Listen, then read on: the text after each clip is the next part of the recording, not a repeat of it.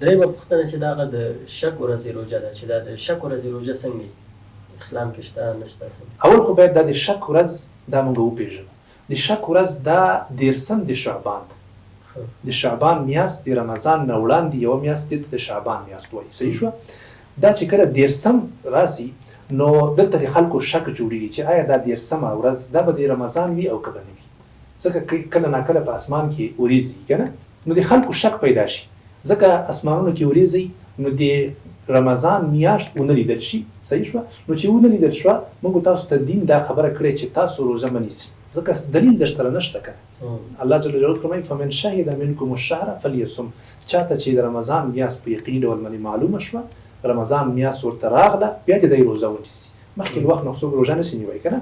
نو دلته میاشت ونه لیدل شي، د خلکو شک پیدا شي چې آیا سبا ته به رمضان وي او که به نه وي، دلته دی راجګېږي روژه نیسي. نو د شک ورځ ځکه ورته وایي چې په دې ورځ باندې خلک شک کوي چې آیا دا به د رمضان نه وي او که به نه وي، نو خلک راجګېږي او روژه نیسي. باور په الله کې دا دومره ستونزمنه او حساسه مسله ده چې تیر کال یو نفر له لرې ولسوالۍ نه ماته راغلی او جنجالونه یې کړي وو. یو ورته ویلو چې روژه ونیسه، بل ورته ویلو زه نفلي نیسم، بل ورته ویلو زه قضایي نیسم. دا صحیح ده چې سړی بله روژه قضایي نیولی شي او یا د چا یو خاص نصاب معلومي چې مثلا په دغه ورځ باندې زه روژه نیسم، هغه ورځ د شک ورځ کې راغله، سړی کولی شي روژه ونیسي. خو موږ مطلقا خلکو ته وایو د دې ورځې روژه مه نیسئ، د دې په خاطر باندې چې د خلکو دا شک او شبهه ختمه شي. باور وکړئ دا خلک دومره سودایي دي، ډېر خلک خصوصا په اطراف کې چې ما اورېدلي وو ډېرو کلو کې ډېرو خلکو په دې ورځ باندې روژه نیولې وه.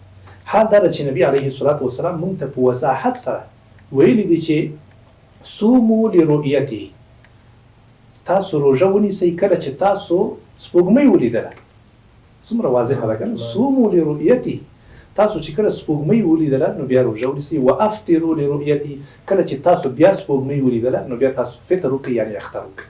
دومره په وضاحت سره که نه. نبي علیه الصلاة والسلام په دې هم اکتفا نه ده کړې، بلکې موږ یې منع کړي وو چې تاسو به د دې ورځې روژه نه نیسئ. لا تصوموا حتی تروا الهلال.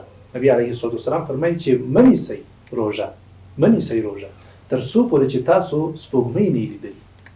ولا تفطروا حتی تروه، او بیا فطر مه کوئ تر څو پورې چې تاسو سپوږمۍ نه لیدلي. صحیح ده؟ نو زموږ ستاسو لپاره دلیل هغه سپوږمۍ ده. باور وکړئ ډېر خلک د دې شکوک او شبهات دومره خراب کړي دي چې هر څومره خبره ورته وکړي بیا په هغه باندې هغه تاثیر نه کوي. ګوره دا روژه ته د چا په حکم باندې نیسي؟ دا نه الله جل جلاله په حکم باندې نیسي، د نبي علیه الصلاة والسلام پیرو یې د هغه امتي، هغه تا ته ویلي چې په دې ورځ باندې روژه مه نیسه. نو بیا ته ولې شکونه، ولې شکوک او شبهات کوې؟ ولې کله یو پسې ګرځې سرګردانه او کله بل پسې ګرځې سرګردانه؟ الله جل جلاله هم تا ته دا وضاحت کړی فمن شهد منکم الشهر فلیصم. کله چې تاسو باندې په یقیني ډول باندې د میاشت د رمضان راغله بیا یې ونیسئ. یعنې اصلا شریعت همیشه لپاره دا کوشش کړی چې زمونږ او ستاسو دا تشویشونه نه وي، دا ټینشن دا ختم کړي. نن سبا خلک دا سودایي دا تشویشي وي ځکه چې په دین باندې نه دي پوه شوي. دا خبره د دوی ذهن ته نه کښته کېږي چې پیغمبر زه منع کړی یم خو راځه مې نیسه که نه.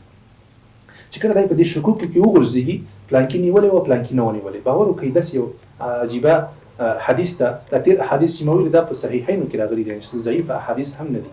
همدارنګه د عمار بن یاسر رضی الله عنه، هغه دا صحابي ده که نه، هغه یو ورځ ناست و د خپلو ملګرو سره، نو یو پسه چا راوړ، خوراک یې راوړ، نو دوی خوراک شروع کړ. نو یو څه نفر لرې کېناستل، وایي ولې نه خورئ؟ وایي ځکه چې دوی وایي روژه دي. هغه هم دغه د شک په ورځ باندې هغوی روژه نیولې وه.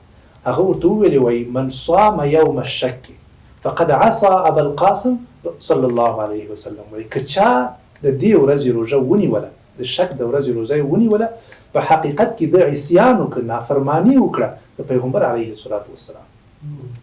صحیح شوه؟ نو د شک ورځې روژه دا ډېره جدي ده. شریعت همیشه لپاره کوشش کړی چې مونږ ته زمونږ په مهمو عباداتو کې د غیر مهمو عباداتو منځ کې څه راولي؟ فرق راولي او جدایي راولي. صحیح شوه؟ اوس دا د رمضان میاشت دا فرض روزي دي، که مونږ تاسو دا یوه ورځ پسې ور اضافه کړو، سبا بله ورځ بل شکي راجګېږي، بله ورځ پسې ور تړي، بله ورځ پسې تړي، اخر کې هم بیا افطار، نو ګډوډي رامنځته کېږي. کېدی شي دا د رمضان میاشت 1-2 ته وخیږي او بیا به خلک فرق نشي کولی چې کومه روزه فرض ده او کومه فرض نه ده. یعنې همیشه لپاره شریعت زمونږ او ستاسو کوشش کړی چې زمونږ او ستاسو په فرضي عباداتو کې له نفلي عباداتو سره تمیز راولي، فرق راولي. نو د شک د ورځې روژه نیول دا حرام دي، دا ناروا دي. علما په دې باندې متفق دي. د دې لپاره موږ دا جدي دا فتوا ورکو، دا معلومات ورکو چې خلکو د تشویش موږ ختم کړو، د خلکو دا وسوسې او تشویشونه ختم کړو او خلکو ته دین ښه دین معرفي کړو. د خوشحالۍ د زموږ او ستاسو د عبادتونه دا په ټول په دلایلو باندې مبني دي.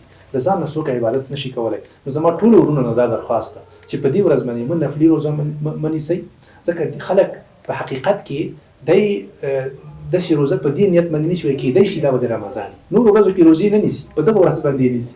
ولې نیسي؟ ځکه دا سړی شکي سړی ده، وسوسې کوي که نه.